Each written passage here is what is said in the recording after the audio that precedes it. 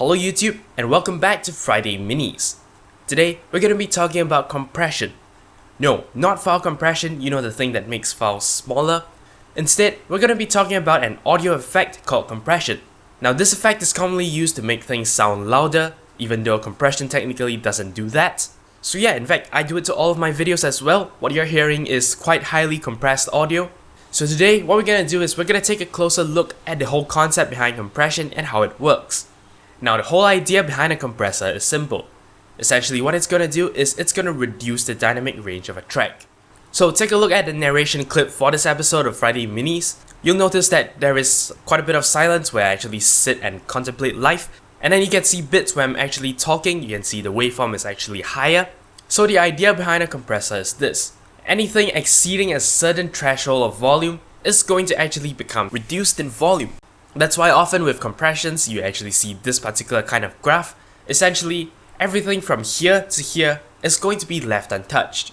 Anything louder than this is going to actually become softer. So you can kind of imagine what happens when you actually try to run a compressor over a bunch of audio. Essentially everything's going to get very restricted to a particular roof and floor, and basically that's all a compressor does. It just tries to flatten everything to a certain volume level. However, the way we use compressors actually makes everything louder, despite the fact that in this particular case everything is actually being made softer. How does that work? Take a look at this. Since everything is now compressed to a very small region, what I can then do is I can actually amplify everything such that everything actually stretches out to cover the full dynamic range possible in the audio track. And how can we prove that this is louder? Well, just take a look at the original waveform and the compressed and amplified waveform. Notice that most of the sounds that were originally softer have now been sort of filled out and are actually louder. But why does that happen? Why does making something softer then louder again automatically makes other things louder? I mean, it doesn't make sense. Remember that sounds softer than a threshold are actually left untouched. However, sounds louder than a threshold are compressed. What this means is when I actually stretch everything out again, the louder sounds are going to go back to their original volume. However, because the softer sounds weren't actually reduced in volume, they're gonna get a boost in volume.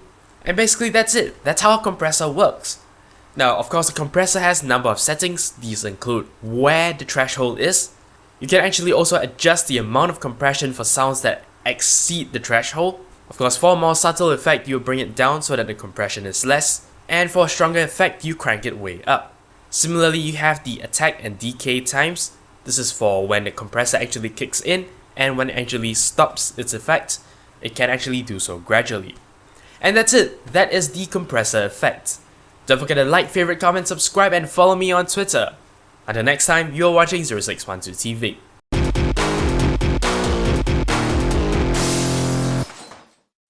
Basically, everything kind of gets flattened to this roof and ceiling.